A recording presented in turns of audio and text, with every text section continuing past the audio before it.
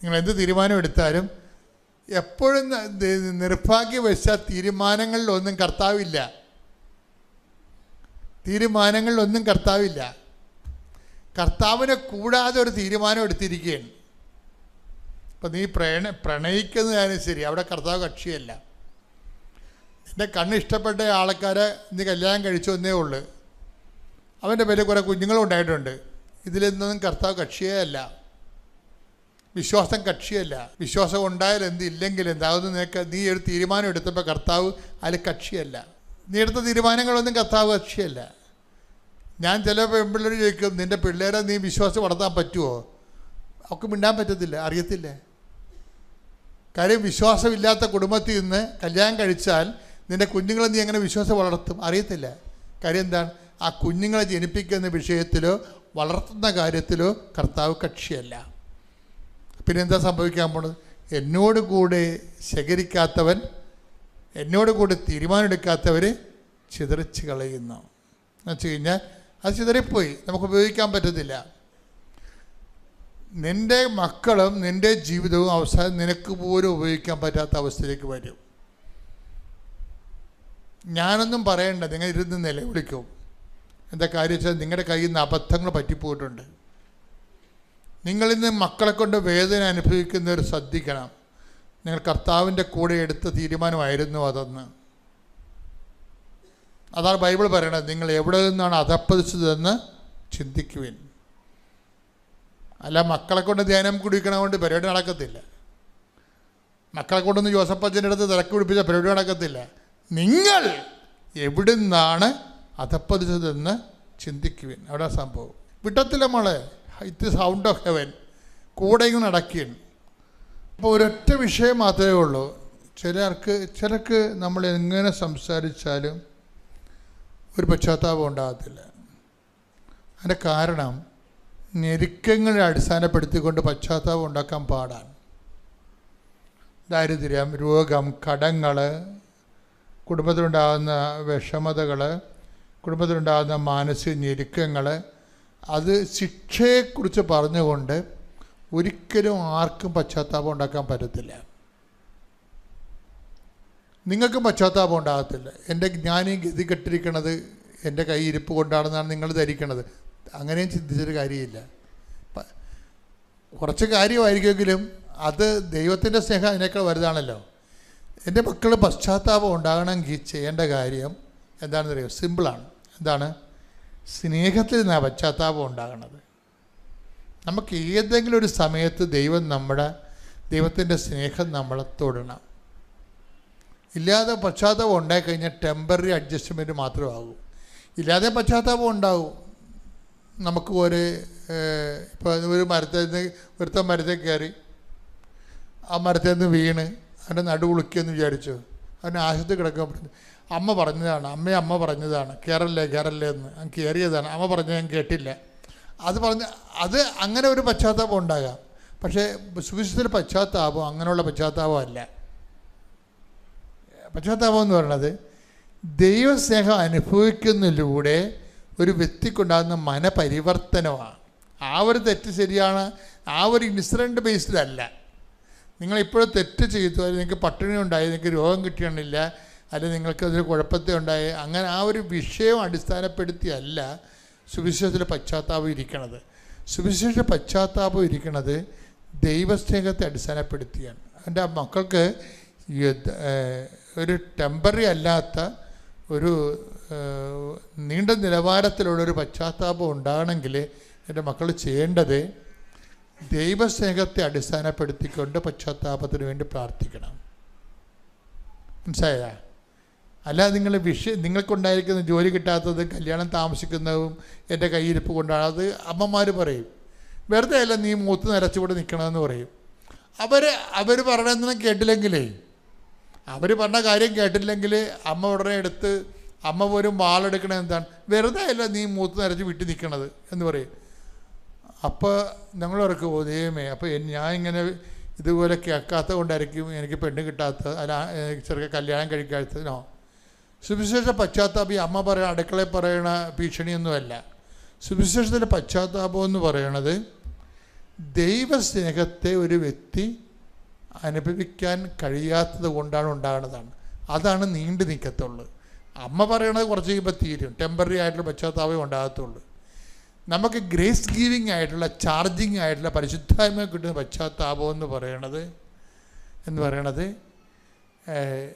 ദൈവസ്നേഹത്തെ അടിസ്ഥാനപ്പെടുത്തിയാണ്. അപ്പോൾ നിങ്ങൾ ഉടമ്പടി എടുക്കുമ്പോൾ എൻ്റെ മക്കൾ ചെയ്യേണ്ട കാര്യം എന്ന് വെച്ച് കഴിഞ്ഞാൽ, എന്തിനാണ് ഉടമ്പടി എടുത്തെന്ന് ചോദിച്ചാൽ എന്ത് പറയണം? ദൈവസ്നേഹത്തിൽ നിറയാനും നിലനിൽക്കാനും. എന്തിനാണ് ഉടമ്പടി എടുത്തത്? ദൈവസ്നേഹത്തിൽ നിറയാനും നിലനിൽക്കുവാനാണ് ഉടമ്പടി എടുത്തത്. എങ്ങനെയാണ് ദൈവസ്നേഹത്തിൽ നിറയണത്? അപ്പം നിങ്ങൾക്ക് ദൈവസ്നേഹം അനുഭവിക്കാൻ പറ്റിയിട്ടില്ലെങ്കിൽ, ഇപ്പം ഞങ്ങളൊക്കെ എന്തുമാത്രം പറഞ്ഞാലും, ഇപ്പം നിങ്ങൾ പ്രാരംഭ ധ്യാനം, വളർച്ച ധ്യാനം, പ്രാർത്ഥന, ആന്തരിക സൗഖ്യ ധ്യാനം, പ്രാർത്ഥന അനുഭവ ധ്യാനം, ഈ സംഭവങ്ങളെല്ലാം കഴിഞ്ഞാലും ചില ആൾക്കാർക്ക് ദൈവസ്നേഹം അനുഭവിക്കാൻ പറ്റത്തില്ല. അപ്പോൾ നിങ്ങൾ പറയും, അവർ പറയും അത് വിഷമസ്മരണകളാണ്, മുറിവേറ്റ ചിന്തകളാണ്, വേദനിപ്പിക്കുന്ന ഓർമ്മകളാണ്. അങ്ങനൊന്നുമല്ല, അതൊന്നുമില്ല. അത് സൈക്കോളജിക്കാർ പറയണതാണ്. യഥാർത്ഥ കാര്യം, ദൈവത്തിന് നിന്നിൽ ദൈവസ്നേഹം ഇംപ്ലാന്റ് ചെയ്യാൻ കഴിഞ്ഞിട്ടില്ല. അതാണ് ഒരുക്കമുള്ള ഹൃദയം എന്ന് പറയുന്നത്. ഒരുക്കമുള്ള ഹൃദയം. Take the word of God. Sudhikada hallelujah. Hallelujah, hallelujah, hallelujah. യേശുവേ നന്ദി. Hallelujah, hallelujah, hallelujah. യേശുവേ ആരാധന, ആരാധന, ആരാധന. Hallelujah, hallelujah. എന്നെ കൈ പിടിച്ചു നടത്തുന്ന സ്നേഹം, എന്നെ കൈകളിൽ താങ്ങിടുന്ന സ്നേഹം, എന്നെ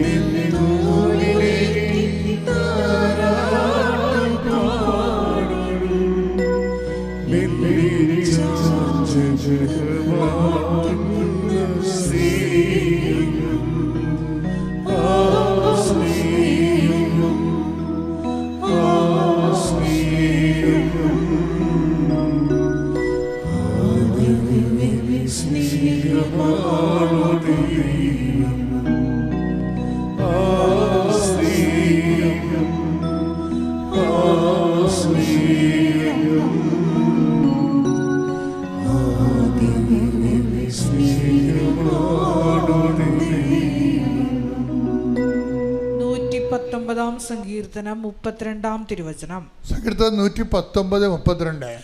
ഒരുക്കമുള്ള ഹൃദയം, ഒരുക്കമുള്ള ഹൃദയം അങ്ങ് എനിക്ക് തരുമ്പോൾ ഞാൻ അങ്ങയുടെ പ്രമാണങ്ങളുടെ പാതയിൽ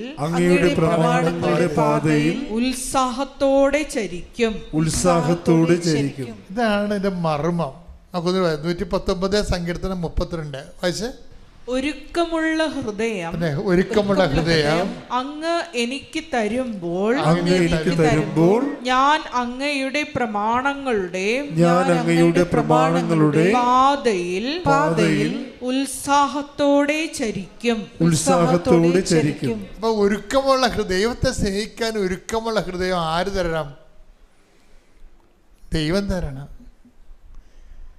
ഇത് തന്നെ ഒരു പ്രശ്നമാണ് പശ്ചാത്താപത്തിനും ഉള്ളത്. അതും തരേണ്ടത് ആരാണ്? ദൈവമാണ് തരേണ്ടത്. അതാണ് ആ വചനം എടുത്ത മോനെ. ദൈവം പശ്ചാത്താപം തരണം. അപ്പോസ്തല പ്രവർത്തനങ്ങൾ 11:18. ആക്സ് 11:18. ജീവനിലേക്ക് നയിക്കുന്ന അനുതാപം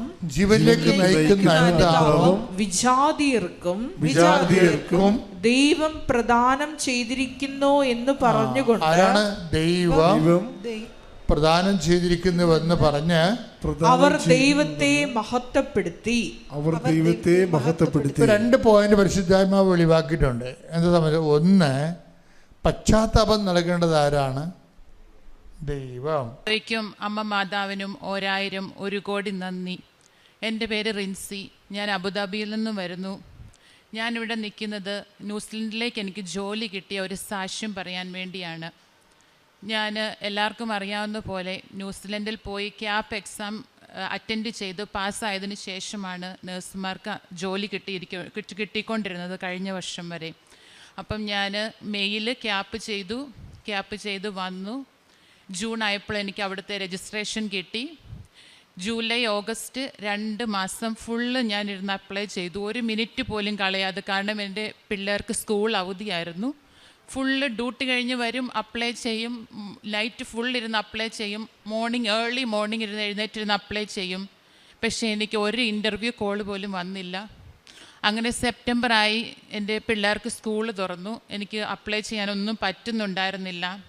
അപ്പം ഞാൻ എൻ്റെ വീട്ടിൽ എൻ്റെ ചേച്ചീനെ അനിയത്തിനെ ഞാൻ വിളിച്ച് ഞാൻ ഡെയിലി കരയും, എനിക്ക് ഒന്നും ശരിയാകുന്നില്ല, ഈശോയ്ക്ക് എന്നെ വേണ്ടെന്ന് തോന്നുന്നു, മാതാവിന് എന്നെ വേണ്ടെന്ന് തോന്നുന്നു. അപ്പം എന്നോട് ചേച്ചി പറയും, നീ നന്മ നിറഞ്ഞ മറിയമ്മേ 100 പ്രാവശ്യം ഇരുന്ന് ചൊല്ല്, നിനക്ക് അനുഗ്രഹം കിട്ടും. കൃപാസനം പള്ളി എന്ന് പറയുന്ന ഒരു പള്ളിയുണ്ട്, അവിടെ പോയി ഉടമ്പടി എടുത്താൽ നിനക്ക് ഭയങ്കരമായിട്ട് അനുഗ്രഹം കിട്ടും. അങ്ങനെ എൻ്റെ വാട്സപ്പ് ഗ്രൂപ്പ് വഴിയും എൻ്റെ ഫ്രണ്ട്സ്, എൻ്റെ നല്ലവരായ ഫ്രണ്ട്സ് എന്നോട് പറഞ്ഞു തുടങ്ങി, കൃപാസനത്തിൽ ഓൺലൈൻ ഉടമ്പടി എടുക്കാൻ പറഞ്ഞു തുടങ്ങി. അനുജത്തിയും പറഞ്ഞു, ചേച്ചിയെ അറിയാവുന്ന അനു എന്ന് പറഞ്ഞ ഒരു ചേച്ചി ഇവിടെ വന്ന് പ്രാർത്ഥിക്കുന്നതാണ്, വാട്സപ്പ് ഗ്രൂപ്പുള്ള ആളാണ്. ഗ്രൂപ്പിൽ എൻ്റെ പേര് പറഞ്ഞ് പ്രാർത്ഥിക്കാൻ തുടങ്ങി. അങ്ങനെ ഞാൻ മെൻ്റലി പ്രിപ്പയർഡായി വീണ്ടും അപ്ലൈ ചെയ്യാൻ വേണ്ടി. അങ്ങനെ സെപ്റ്റംബർ ലാസ്റ്റ് തൊട്ട് ഞാൻ വീണ്ടും അപ്ലൈ ചെയ്യാൻ തുടങ്ങി. അപ്പം ഓഗസ്റ്റിൽ എനിക്ക് കോണ്ടാക്റ്റ് ചെയ്ത ഒരു എംപ്ലോയർ ഉണ്ടായിരുന്നു. അന്ന് എനിക്ക് വേക്കൻസി ഇല്ല എന്ന് പറഞ്ഞായിരുന്നു. അപ്പം ഞാൻ അവരോട് ഒന്നും കൂടി ഒക്ടോബർ മാസത്തിൽ ഞാൻ അവരോട് ഒന്നും കൂടി ഞാൻ ചോദിക്കുകയാണ്, എനി അപ്ഡേറ്റ്? അവർ പറഞ്ഞു ഒന്നുമില്ല. ഒക്ടോബർ 28 ഒരു അപ്ഡേറ്റും വരാഞ്ഞപ്പം ഞാൻ ഒന്നും കൂടി മെസ്സേജ് ചെയ്തു, എനി അപ്ഡേറ്റ്? ഒന്നുമില്ല. അപ്പം അങ്ങനെ നവംബർ 5 എനിക്കൊരു അവധി ദിവസമായിരുന്നു.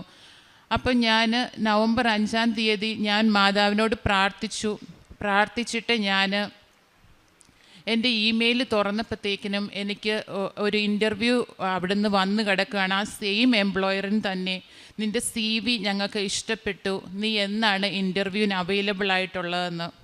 അപ്പം ഞാൻ പറയാൻ വിട്ടുപോയി, സെപ്റ്റംബർ 28 എല്ലാവരുടെയും പ്രേരണ പ്രകാരം, എൻ്റെ ചേച്ചിയുടെയും അനിയത്തിയുടെയും നല്ലവരായ ഫ്രണ്ട്സിൻ്റെയും പ്രേരണ പ്രകാരം ഞാൻ ഓൺലൈൻ ഉടമ്പടി എടുത്തിരുന്നു. മാതാവിനോട് പ്രാർത്ഥിക്കാനും തുടങ്ങിയിരുന്നു. അച്ഛൻ്റെ യൂട്യൂബ് സബ്സ്ക്രൈബ് ചെയ്ത് എല്ലാ ദിവസവും ഞാൻ യൂട്യൂബിൽ രാവിലത്തെ ഡെയിലി ബ്രെഡ് കൂടുമായിരുന്നു. പിന്നെ സമയം ചിലപ്പോൾ പിള്ളേരുടെ സ്കൂളിൽ പോകാനുള്ള സമയവും രാവിലത്തെ കുക്കിങ്ങിൻ്റെ സമയവും ഒക്കെ എനിക്ക് പറ്റുന്നില്ലാത്ത സമയത്ത് ഞാൻ ഇച്ചിരി നീട്ടി വെച്ചാണെങ്കിലും അറ്റൻഡ് ചെയ്തിട്ടാണ് പോയിക്കൊണ്ടിരുന്നത്. പ്രേക്ഷിത പ്രത്യക്ഷീകരണ പ്രാർത്ഥനയാണെങ്കിലും ഞാൻ ഡെയിലി ചൊല്ലുമായിരുന്നു. അങ്ങനെ ചൊല്ലി എനിക്ക് ഒക്ടോബർ ലാസ്റ്റിൽ നവംബർ 5 എനിക്ക് വരുവാണ്, ഇൻ്റർവ്യൂ അറ്റൻഡ് ചെയ്യണമെന്ന് പറഞ്ഞുകൊണ്ട്. അങ്ങനെ ഞാൻ നവംബർ 10 ഇൻ്റർവ്യൂ അറ്റൻഡ് ചെയ്തു. നെക്സ്റ്റ് ട്യൂസ്ഡേ ഞാൻ ഇവിടുത്തെ ധ്യാനം അറ്റൻഡ് ചെയ്ത് കഴിഞ്ഞ് ഞാൻ ഇമെയിൽ ചെക്ക് ചെയ്തപ്പോൾ അവർ എന്നോട് പറയുവാണ്, you passed, you are selected. അത്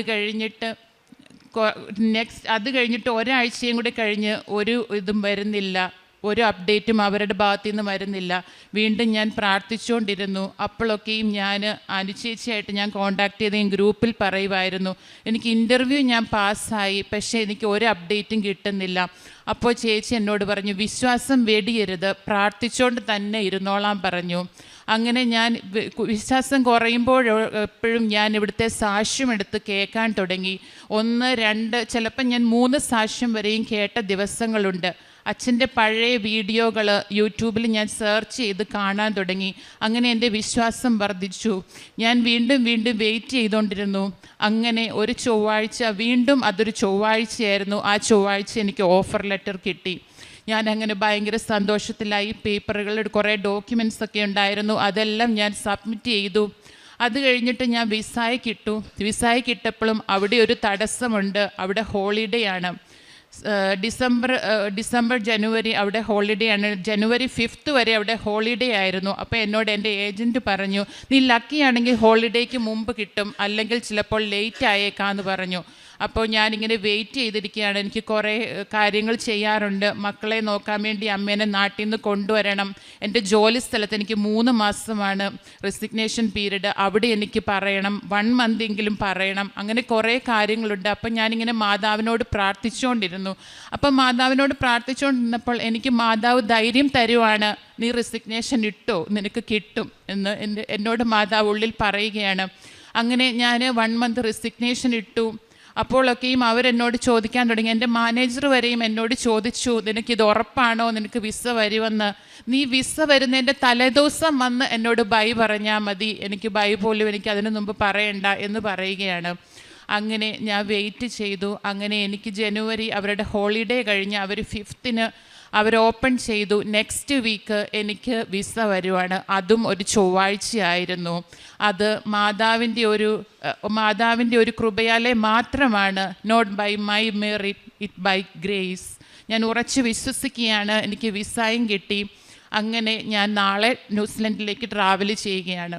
പിന്നെ അതുകൂടാതെ എനിക്ക് സാക്ഷ്യം പറയാനായിട്ടുള്ളത്, എനിക്ക് ഫാമിലിയെ കൊണ്ടുപോകണമെങ്കിൽ എൻ്റെ OET എക്സാമിൻ്റെ വാലിഡിറ്റി 2 വർഷത്തിന് മുകളിലായിരുന്നു. അത് എക്സ്പയർഡ് ആയിരുന്നു.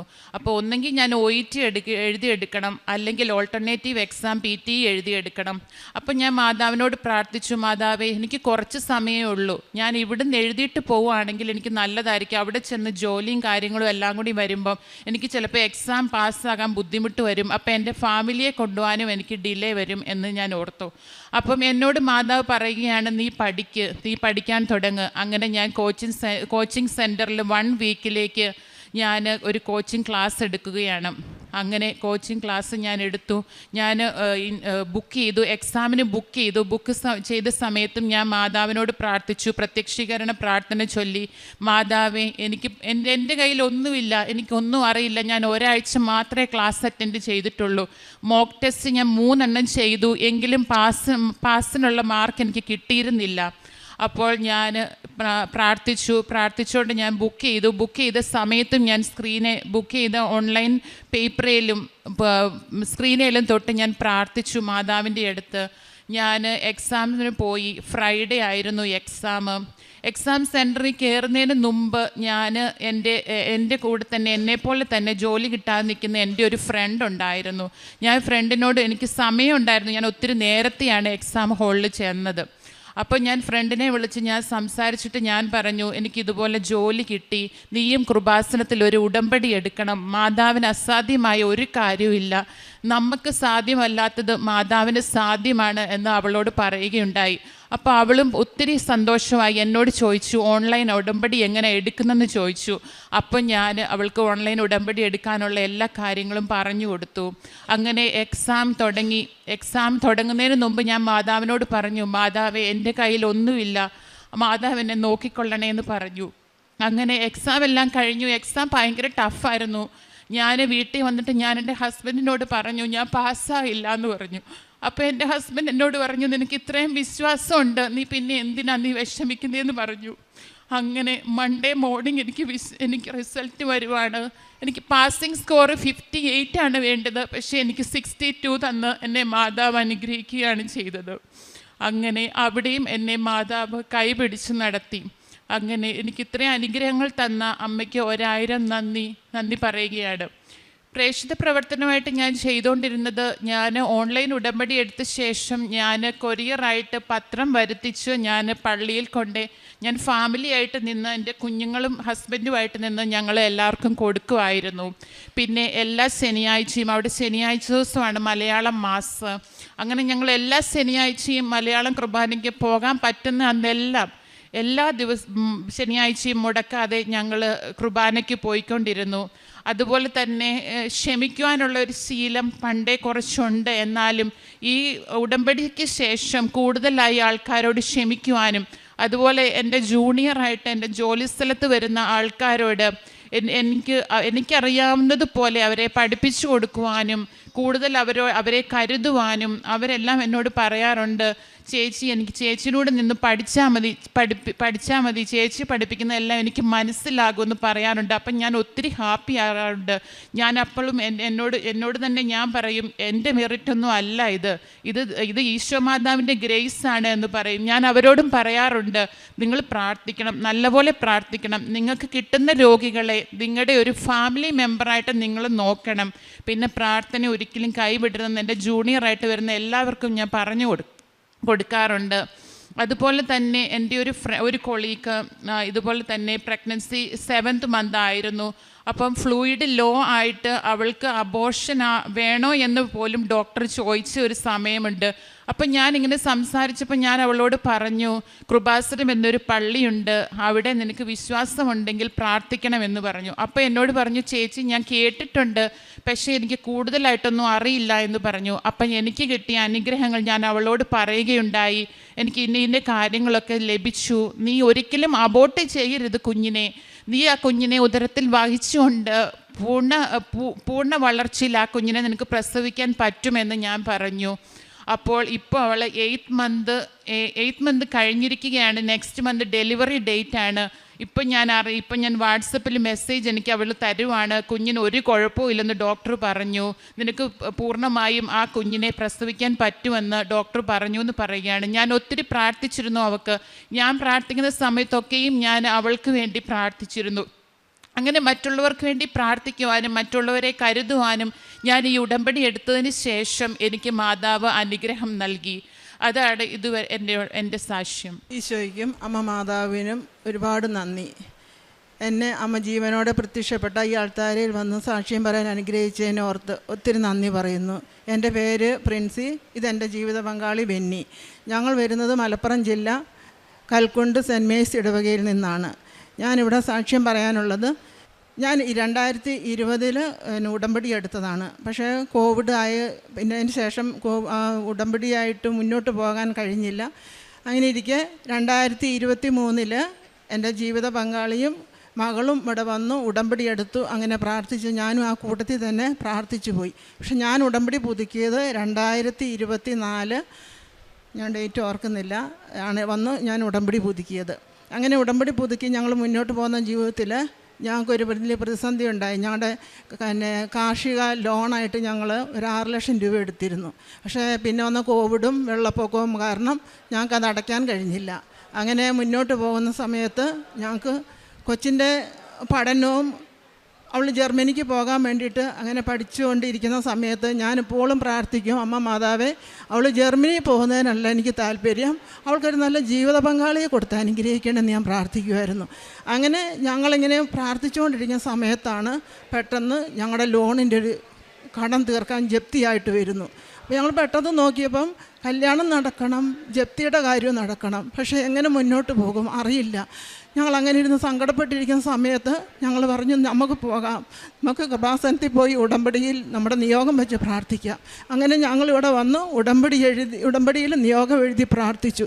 അങ്ങനെ പ്രാർത്ഥിച്ചുകൊണ്ടിരുന്ന സമയത്ത് ഞങ്ങളെ ബാങ്കിൽ നിന്ന് വിളിച്ചു, നിങ്ങൾക്ക് ഒറ്റ തീർപ്പാക്കി ലോണ് കുറച്ച് തരാം, 6,80,000 രൂപയായിട്ട് നിങ്ങൾക്ക് 11.5 ലക്ഷം രൂപയുണ്ടായിരുന്നു, അതിൽ 6,80,000 നിങ്ങൾക്ക് കുറച്ച് തരാം, പക്ഷേ അതൊന്നായിട്ട് അടയ്ക്കണം. അപ്പോഴും ഞങ്ങളിങ്ങനെ ഓർത്തു, കുഞ്ഞിനെ കെട്ടിക്കാൻ കുറച്ച് പൈസ വെച്ചിട്ടുണ്ട്, അതിൽ നിന്ന് എടുക്കുമ്പോൾ അതും പ്രതിസന്ധിയാകും. അങ്ങനെ ഞങ്ങളിങ്ങനെ ആലോചിച്ചുകൊണ്ടിരിക്കുമ്പം ഞങ്ങൾ ഒരു വ്യക്തിയിൽ കൂടി ഞങ്ങൾ അവിടെ നിന്ന് അങ്ങോട്ട് ചെന്ന് ചോദിച്ചു, ഞങ്ങളെ സഹായിച്ചു. അമ്മ മാതാവ് ഞങ്ങൾക്ക് അവിടെ നിന്ന് ഒരു വ്യക്തിയെ വിട്ടതുപോലെയാണ് ഞങ്ങൾക്ക് ആ സഹായം കിട്ടിയത്. ആ സഹായത്തിൽ കൂടി ഞങ്ങൾക്ക് ആ ലോൺ അടച്ചു തീർത്തു. ആ അടച്ചു തീർത്ത ലോണിൻ്റെ കടലാസും കൊണ്ട് ഞങ്ങൾ ആദ്യം ഒരു ബാങ്കിൽ പോയി. പക്ഷേ അവിടെ 10-20 ദിവസം ആ കടലാസ് വെച്ച് ലോണ് തരാമെന്ന് പറഞ്ഞു. പക്ഷെ പിന്നെ മാസം കുറച്ചേ ഉള്ളൂ, കൊച്ചിൻ്റെ കല്യാണത്തിന് 2.5 മാസവും കൂടി ഉള്ളൂ, ഈ ലോണ് പാസ്സായി വരണം. അപ്പം അവിടെ ചെന്നപ്പം അവർ 10 ദിവസം കഴിഞ്ഞപ്പോൾ പറഞ്ഞു, നിങ്ങൾക്ക് പിന്നെ സ്കോറ് കുറവാന്ന് പറഞ്ഞു. അപ്പോൾ ഞങ്ങൾക്ക് ലോൺ അവിടെ നിന്ന് കിട്ടിയില്ല. പിന്നെ എന്നോട് വിളിച്ച് പറഞ്ഞു, എടി അവിടെ നിന്ന് ലോണ് കിട്ടുകയില്ല, എന്താ ചെയ്യുന്നത്? ഞാൻ ഒരു കാര്യം ചെയ്യാം, ഞങ്ങളുടെ വീടിൻ്റെ ലോൺ അപ്പോൾ വേറൊന്നുണ്ട്, അപ്പോൾ ആ ബാങ്കിൽ ഞാനൊന്ന് പോയി ചോദിക്കട്ടെ. അവിടെ ചെന്ന് ചോദിച്ചപ്പം അവർ പറയും, നോക്കട്ടെ, ഞങ്ങൾ നോക്കിയിട്ട് വിളിക്കാമെന്ന് പറഞ്ഞു. ഒരാഴ്ച കഴിഞ്ഞപ്പം ആ സാറ് വിളിച്ചിട്ട് പറഞ്ഞു, നിങ്ങൾക്ക് ഞാൻ വേറൊരു ലോണ് പുതിയതായിട്ടൊരു ലോണ് വന്നിട്ടുണ്ട്, അതിൽ കൂടി നിങ്ങൾക്ക് തരാമെന്ന് പറഞ്ഞു. അങ്ങനെ ആ കടലാസ് വെച്ച് തന്നെ ഞങ്ങൾക്ക് രണ്ടാമത് ലോണ് പെട്ടെന്ന് 1 മാസം കൊണ്ട്, ആ ഒരു സാറിന് ഞങ്ങൾക്കൊരു ദേവദൂതനെ വിട്ട പോലെയായിരുന്നു. അവിടുന്ന് വന്ന് ഞങ്ങൾക്ക് ആ ലോണ് ശരിയാക്കിയിട്ട് ഞങ്ങളുടെ കുഞ്ഞിൻ്റെ കല്യാണം, അങ്ങനെ ഞങ്ങളുടെ ഇടവകയിൽ തന്നെയുള്ള ഒരു കുടുംബത്തിൽ നിന്ന് തന്നെയാണ് അവൾക്കൊരു പയ്യനെ കിട്ടി. ഞങ്ങൾക്ക് നല്ല രീതിയിൽ അവളെ കെട്ടിച്ച് വിടാനും ഇന്ന് അവളവിടെ കാനഡയിലെത്താനും കഴിഞ്ഞു. ഇതാണ് എൻ്റെ ആദ്യത്തെ സാക്ഷ്യം. രണ്ടാമത്തെ സാക്ഷ്യം എൻ്റെ ജീവിത പങ്കാളിയാണ്. ഒരു 2-3 ആഴ്ചയ്ക്ക് മുന്നേ പുള്ളിക്കാരന് ഈ മേല് ചൊറിഞ്ഞു തടിക്കുന്നൊരു ഇതുണ്ട്. അപ്പം സാധാരണ ചൊറിഞ്ഞു തടിക്കുമ്പം സിട്രസിൻ ഗുളിക കഴിക്കും, കുറച്ച് കഴിയുമ്പോൾ അങ്ങ് മാറും. അങ്ങനെ 1 വർഷമായിട്ട് മരുന്നും വാങ്ങും, ഇതും കഴിച്ച് ഇങ്ങനെ പോയിക്കൊണ്ടിരിക്കുമായിരുന്നു. അപ്പം ഞങ്ങൾ കൃഷിക്കാരാണ്, കൃഷിയാണ് കൂടുതൽ ഞങ്ങളുടെ ജോലി. അപ്പം കൂടുതൽ റെസ്റ്റൊന്നുമില്ല. അങ്ങനെ ഇരിക്കെ ഇതിൻ്റെ 1 മാസം മുന്നേ ഒരു പ്രാവശ്യം ഉണ്ടായപ്പം പെട്ടെന്ന് മേല് ചൊറിഞ്ഞു തടിച്ചു, ഗുളിക കഴിച്ചു. മാറുന്നതിന് പകരം കുറച്ച് നേരം കഴിഞ്ഞപ്പോഴത്തേക്കിനും എന്നോട് പറഞ്ഞു, എനിക്കൊന്ന് ഛർദ്ദിക്കണമെന്ന് പറഞ്ഞപ്പം ഗുളിക കഴിച്ചു. അപ്പം ഞാൻ പറഞ്ഞു, എന്നാൽ ഉപ്പും തൈലവും തരട്ടേന്ന് ചോദിച്ചു. നീ താന്ന് പറഞ്ഞു. അത് കൊടുത്തോടുകൂടി ഒന്ന് ഛർദ്ദിച്ചതോടുകൂടി തല കറങ്ങി എൻ്റെ കയ്യിലേക്ക് വീണു. ഞാൻ അപ്പം തന്നെ ഓർത്ത്, ഇതുവരെ കണ്ടിട്ടില്ലല്ലോ ഇങ്ങനെ. എല്ലാം ഉണ്ടാകുന്ന രാത്രി 1 മണിക്ക് ശേഷമാണ് ഇതുണ്ടാകുന്നത്. അപ്പം ഞാൻ കാണാൻ ചുറ്റോടത്തെ അയൽവക്കക്കാരൊന്നുമില്ല. ഞങ്ങൾ ഇച്ചിരി കുന്നിൻ്റെ മുകളിലാണ്. വണ്ടി ഉണ്ടെങ്കിലും വീടിൻ്റെ മുറ്റത്ത് വണ്ടി വരത്തില്ല. ഞാനിങ്ങനെ ആലോചിച്ച് എങ്ങനെ ആശുപത്രിയിൽ കൊണ്ടുപോകും, ആരോട് പറയും? എനിക്കൊരു ഭയങ്കര ഭയം. വണ്ടി 4 വീലുള്ള ജീപ്പേ വീട്ടിൽ കയറുള്ളൂ.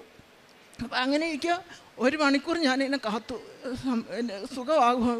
1 മണിക്കൂർ കഴിഞ്ഞപ്പോഴത്തേക്കിനും അപമാദം വന്ന് ബോധം കെട്ട് വീണ മനുഷ്യൻ. ഞാൻ നോക്കുമ്പോൾ ചാടി എണീറ്റിരുന്ന് ഞാൻ താങ്ങി പിടിച്ച് കട്ടിലേക്ക് കൊണ്ടുപോയി കിടത്തി. ആ കട്ടിലേക്ക് കൊണ്ടുപോയി കിടത്തി കുറച്ച് നേരം കഴിഞ്ഞപ്പോഴും സമാധാനമായി. അങ്ങനെ സുഖപ്പെട്ടിരിക്കുന്ന സമയത്താണ് ഈ 2 ആഴ്ചയ്ക്ക് മുന്നേ പിന്നെ ഇതുപോലെ ഉണ്ടായി ചൊറിഞ്ഞങ്ങ് കണ്ടമാനം അങ്ങ് തടിച്ച് കഴിഞ്ഞേച്ചിട്ട് ചെവിയിൽ നിന്ന് ചൂടാന്നാണ് പറയുന്നത്. ആ ചൂടിങ്ങനെ വന്നേച്ചിട്ട് ആൾ പിന്നെ നിൽക്കപ്രതിയില്ല, ഇങ്ങനെ ആകെ ഒരു അസ്വസ്ഥതയാണ് കാണിക്കുന്നത്. അപ്പോൾ അങ്ങനെ കാണിച്ചുകൊണ്ടിരിക്കുന്നത് ഞാൻ ഓർത്തു, ഇനി എന്താ ചെയ്യുന്നത്, പിന്നെയും വന്നല്ലോ, ഇനി തല കറങ്ങുമല്ലോ. സമയം 1:15. അപ്പോൾ രാത്രി ഞാൻ ഓർത്ത് ആരെയാണ് വിളിക്കുന്നത്. ഞാൻ കണ്ട വീട്ടിലോട്ടാണെങ്കിൽ റബ്ബർ തോട്ടത്തിനകത്താണ്. ഞാൻ ഈ അടിച്ച് പാരാഞ്ഞിട്ട് അപ്പടി ചപ്പൊക്കെ വീണ് കിടക്കുക, ഇച്ചിരി കുന്നാണ്.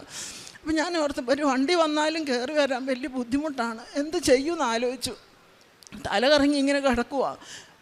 അപ്പം കുറച്ച് നേരം കഴിഞ്ഞപ്പം എന്നോട് വെള്ളം ചോദിച്ചു. ഞാൻ ഈ വെള്ളം കൊടുത്തു, ഉപ്പിട്ട് ഞാൻ വെള്ളം കൊടുത്തു കഴിഞ്ഞപ്പം ഛർദ്ദിച്ചോടുകൂടി നല്ല ദേഹമൊക്കെ അങ്ങോട്ട് കറുത്തപ്പോൾ ഞാൻ ഓർത്ത്, ദൈവം ഇതെന്തൊരു കഴി. അപ്പം ശ്വാസമൊക്കെ നിന്ന പോലെയായിപ്പോയി.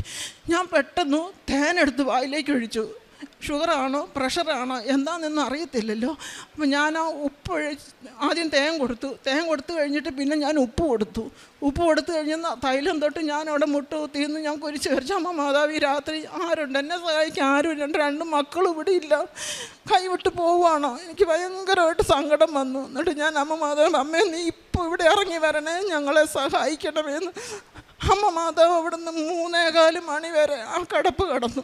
3:15 മണി കഴിഞ്ഞപ്പോഴത്തേക്കിനും എൻ്റെ അമ്മ വന്ന് അവിടുന്ന് രക്ഷിച്ചു, ജീവൻ തിരികെ തന്നു. അതാണ് ഈ നിൽക്കുന്നത്. എനിക്കിതാണ് എൻ്റെ ഏറ്റവും വലിയൊരു സാക്ഷ്യമായി എനിക്ക് പറയാനുള്ളത്. പിന്നെ എൻ്റെ ജീവിതത്തിൽ അങ്ങനെ ഒരുപാട് ചെറുതും വലുതുമായി ഒത്തിരി അനുഗ്രഹങ്ങൾ അമ്മ മാതാവ് തന്നിട്ടുണ്ട്. ഞങ്ങൾ പ്രേക്ഷിത വേലയായിട്ട് ഇവിടുന്ന് പത്രം വാങ്ങിച്ചുകൊണ്ട് പോയി 6-8 പത്രം കാണും മിക്ക പ്രാവശ്യം വന്ന് പോകുമ്പം. ഞങ്ങളത് പള്ളിയിൽ 1 പ്രാവശ്യമേ കൊടുത്തിട്ടുള്ളൂ. പക്ഷേ ഞങ്ങളുടെ വീടിന് ചുറ്റും എല്ലാ വീടുകളിലും കൂടെ നടന്ന് ഞങ്ങൾ ഉപ്പ് വാങ്ങും, കാശ് രൂപം വാങ്ങും. എല്ലാവർക്കും ഉപ്പും കൊടുക്കും, കാശ് രൂപം കൊടുക്കും, പത്രവും കൊടുക്കും. അതുപോലെ തന്നെ ബസ് സ്റ്റാൻഡിൽ, ആശുപത്രികളിൽ ഒക്കെ കൊണ്ട് നടന്ന് കൊടുക്കും. പിന്നെ കാരുണ്യ പ്രവൃത്തിയായിട്ട് ഞങ്ങൾ ഹോസ്പിറ്റലിൽ പോകും, ഭക്ഷണം വെച്ച് പൊതി കെട്ടി അവിടെ കൊണ്ടുപോയി ഞങ്ങൾ കൊടുക്കും. അവിടുന്ന് ഞങ്ങൾക്ക് തിരസ്കരണങ്ങളൊക്കെ ഉണ്ടായിട്ടുണ്ട്. എങ്കിലും ഞങ്ങൾ ചിലപ്പോൾ പറയും പുറത്ത് നിന്ന് കൊടുക്കാൻ പറയും. എന്നാൽ ഞങ്ങൾ പുറത്ത് നിന്നാലും ഒത്തിരി ആവശ്യക്കാർ കാണും, ഞങ്ങളത് കൊടുക്കും. അതുപോലെ തന്നെ ജില്ലാശുപത്രിയിലും കൊടുത്തിട്ടുണ്ട്. പിന്നെ ഞങ്ങളുടെ വീടിൻ്റെ അടുത്തൊരു പാവപ്പെട്ട വീടുണ്ട്, 5-6 മക്കളായിട്ട് ചെറിയ താന്നൊരു കുടുംബമാണ്. അവർക്ക് എപ്പോഴും നല്ല ഭക്ഷണമൊന്നും വെച്ച് കഴിക്കാൻ കഴിയില്ല. അപ്പം ഞാനിണ്ടാവുമ്പോഴല്ല അവർക്ക് ഭക്ഷണങ്ങൾ വെച്ച് അവർക്ക് ഞാൻ എത്തിച്ചു കൊടുക്കും. അത് വിവാഹത്തിനായിട്ട് അവർക്ക് സഹായം, അങ്ങനെ പല രീതിയിൽ ഞങ്ങളങ്ങോട്ട് സഹായിക്കുന്നുണ്ട്. അതേപോലെ കാരുണ്യ പ്രവൃത്തിയായിട്ടാണെങ്കിലും ഞങ്ങൾക്ക് അവിടെ ഒരു ആകാശപ്പുറവുകളുണ്ട്. അവിടെ പോകും. ഞങ്ങൾ കഴിയുന്നതും ആഴ്ചയിൽ ഒരു ദിവസം ഇല്ലെങ്കിൽ മാസത്തിൽ ഒരിക്കലെങ്കിലും അവിടെ ചെന്ന് അവരെ കുളിപ്പിക്കാനും, ഞങ്ങൾ രണ്ടുപേരും കൂടി പോകും. ഷേവ് ചെയ്യാനും ബാത്റൂം തേച്ച് കഴുകാനും എല്ലാം ഞങ്ങൾ ചെയ്യാനായിട്ട് സഹായിക്കും. അതുപോലെ ഞങ്ങൾ വിശുദ്ധ കുർബാനയിൽ ടാപ്പിങ്ങാണ് ജോലി. അപ്പോൾ എന്നും ഒന്നും പോകാൻ കഴിയത്തില്ല. എന്നെക്കൊണ്ട് പറ്റുന്ന ദിവസങ്ങളിലെല്ലാം ഞങ്ങൾ പോകും. കുമ്പസാരമാണെങ്കിലും മാസത്തിലൊരിക്കൽ തന്നെ സ്വീകരിക്കാനായിട്ട് ഞങ്ങൾ ശ്രമിക്കാറുണ്ട്. ഇത്രയാണ് ഞങ്ങളുടെ കാരുണ്യപ്രവൃത്തിയും പ്രേക്ഷക പ്രവർത്തനമായിട്ട് ഞങ്ങൾ മുന്നോട്ട് പോകുന്നത്. ഇത്രയും വലിയ അനുഗ്രഹങ്ങൾ ചെയ്തു തന്ന പരിശുദ്ധ അമ്മയ്ക്കും ദേവകുമാരൻ 1000 നന്ദി. എൻ്റെ പേര് ബെന്നി എന്നാണ്. മലപ്പുറം ജില്ല കരുവാരുണ്ടിൽ നിന്ന് വരുന്നത്. എനിക്ക് അമ്മ മാതാവും ഈശോയ്ക്കുന്ന രോഗശത്തിനും കോടാനുകൂടി നന്ദി പറയുന്നു.